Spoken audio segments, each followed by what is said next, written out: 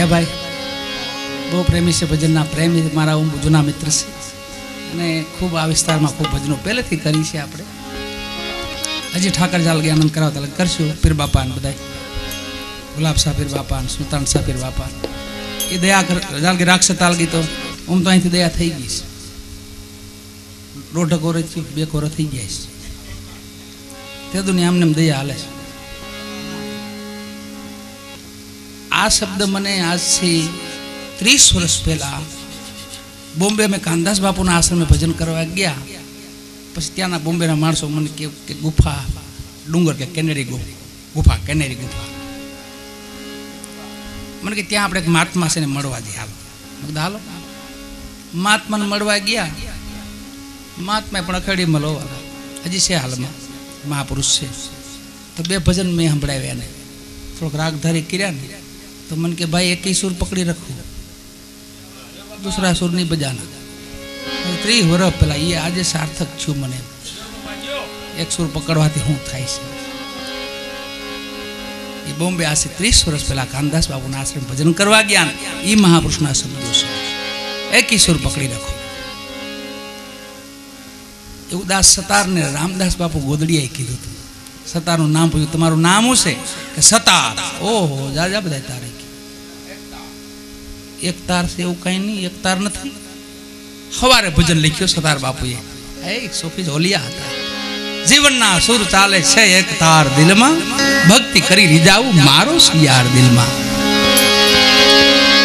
એટલે મહાપુરુષને અખા સાહેબને યાદ કરી અખયો સોનારો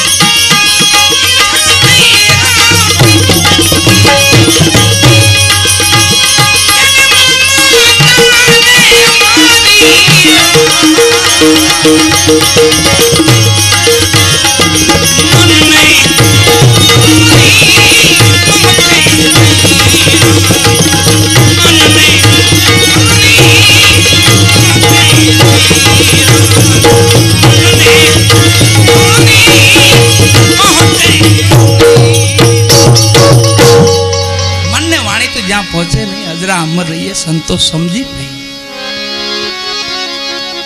अखा साहेब अहमदाबाद सोनी काम करता, एकला एक बेन नो चैन घड़ावा आप्यो,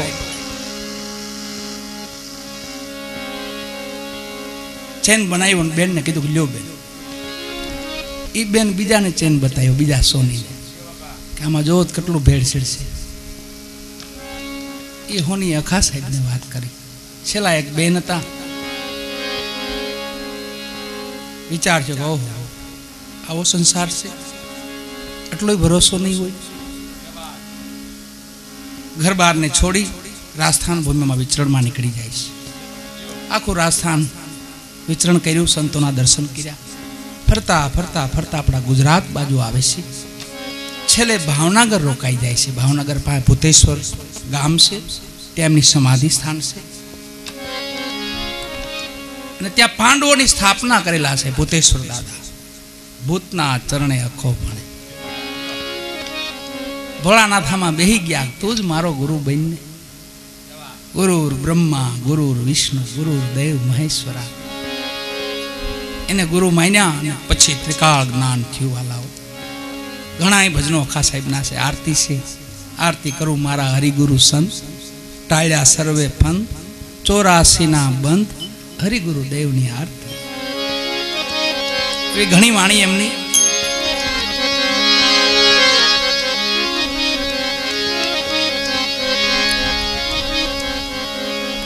रवि साहेबे सरल कर दीधु, हाव सहेलू हाव।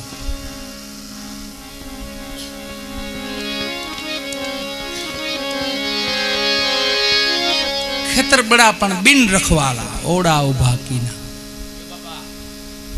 विधवानु खेतर होय न्या कोण रखोली होय? कोई न।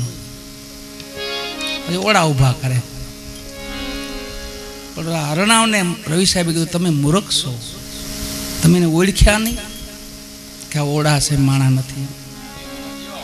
तमारे ओळखी जवा जोईए तो तमे भूख्या न पाछा फरक। तमे भूख्या रह्या ने एनुं कारण ए तमे ओळख्या नहीं। ओड़ा से ओड़ा उभा कीना। अकल विना ना ओड़ा ने न ओळख्या। देखत हरणा बिना राम माया मूळे ना। बे शब्दों में एने माया कीधी छे।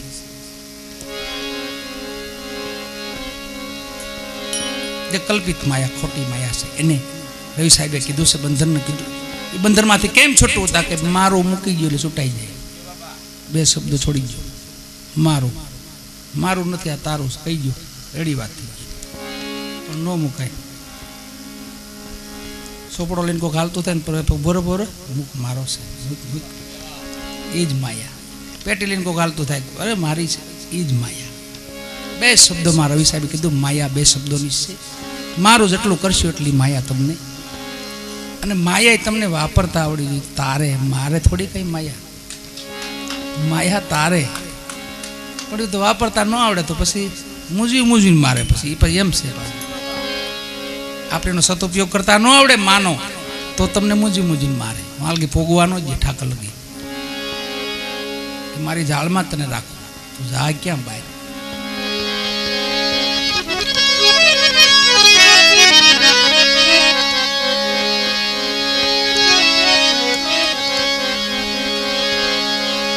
सती तोरलनी घणी वाणी है, जाडेजानी पण घणी वाणी है। घणा महापुरुषों ने આપણે याद करी આપણો जन्म आखो पूरो थाय वाला तो वाणी पाणीनो कोई पार न पाडे। जेटलो आनंद मळे એટલો લઈ। संतो के